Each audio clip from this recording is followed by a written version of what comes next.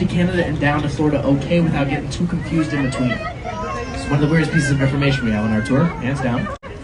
Now to the right of that, you can see a single illuminated statue on top of a triangle roof, the Chicago Board of Trade building. Statue on top is Ceres, Roman goddess of agriculture.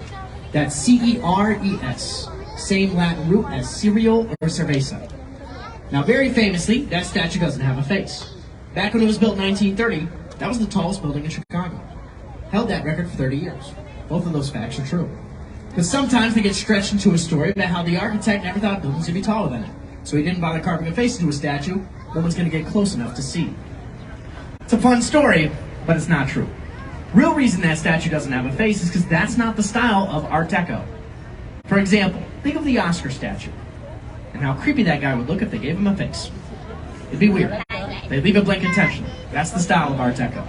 But it's still a cool fact it's faceless. And if you go up in the sky deck, we'll talk about in just a moment, you can very clearly tell it doesn't have one. So, it's also some info you can verify yourself if you're heading up that way anyway. And the sky deck is in our tallest building, that black building with lit up pink antenna on top, the king of the skyline, the Sears Tower. Now, first thing you gotta mention, it's not officially called the Sears anymore. Its real name is the Willis. Had a name changed in 2009 when the Willis Group bought it, but not a single Chicagoan calls it that. If you ask for directions to the Willis Tower, they'll give away you're a tourist. And you're not a tourist, you're a Chicagoan in training. So, no matter what the name gets changed to, it will always be the Sears here in Chicago. You gotta embody that stubbornness if you want to fit in with the locals here.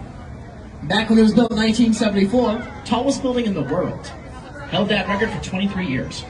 Nowadays, just the third tallest in the U.S. Although, that's a controversy. It all comes down to how we count building height now. From the lowest entrance to the architectural tip. But architectural tip's a tricky term. If you have any usable technology on your antennas, Wi-Fi, radio, cell signals, they don't count towards your height anymore. Which means the official height of the Sears Tower is 1,451 feet to the roof. You count the antenna like we used to, that's another 300 feet. The same size of those modernist office buildings. We'll pass again in a moment. That's what's missing from the top of the Sears. It's a whole other building. Now if you have a spire, which is like an antenna with no useful stuff in it, that still counts towards your architectural tip. Which means One World Trade Center in New York gets to add over 400 feet to its roof height, making it the tallest in the U.S. If we're playing fair, roof to roof, we're still taller.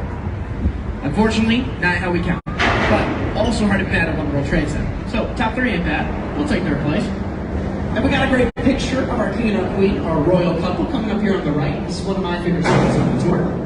Highly recommend that you snag it. And from this angle, too, you can see the stair-step look of the Sears Tower as it goes up. That is our third and final method of reducing the sway of your building. It's called a bundled tube design.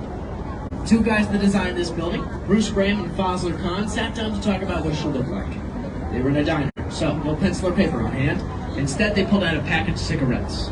They pulled out 9 cigarettes, bundled them together, placed them at different heights, and that's what they went with. It's 9 structures, like with 9 cigarettes. If you get a bird's eye view looking down, it looks like a tic-tac-toe board with all the squares or cigarettes at different heights. That means top 2 structures sway the most in the wind, other 7 bundle together and hold it in place. So it sways, but it doesn't go anywhere. I also say that as a warning, because if you go up in the sky deck, you will feel the building move. On a normal day, average sway is 6 inches. It's been expect any day you go.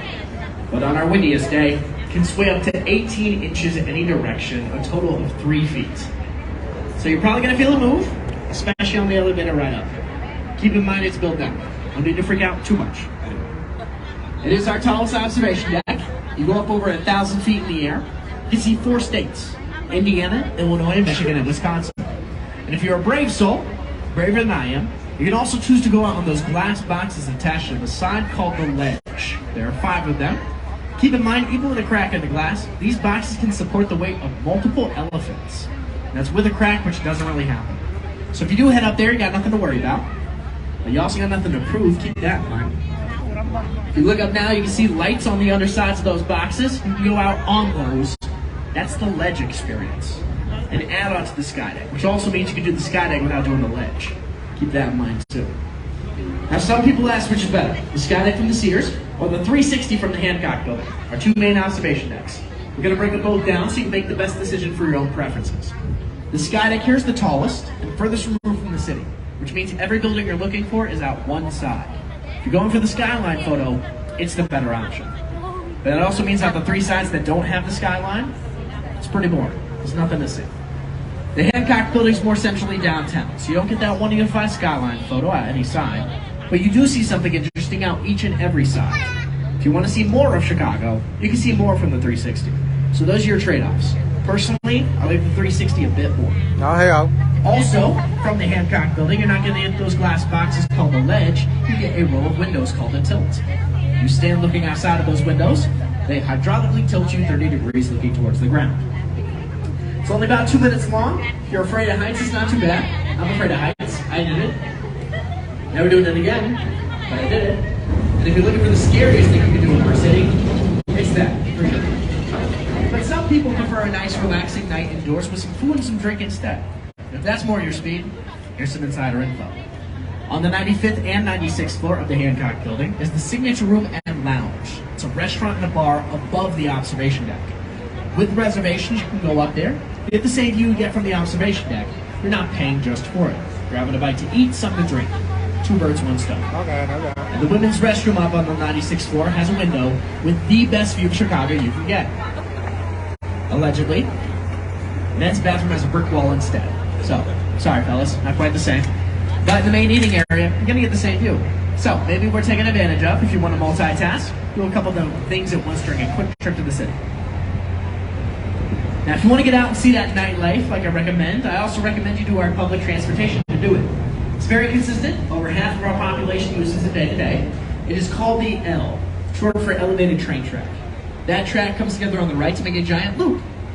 Neighborhood's called the Loop. It's hard to miss. That makes it our central hub of transportation. So you want to get anywhere in the city, the Loop will have a train that'll get you somewhere close.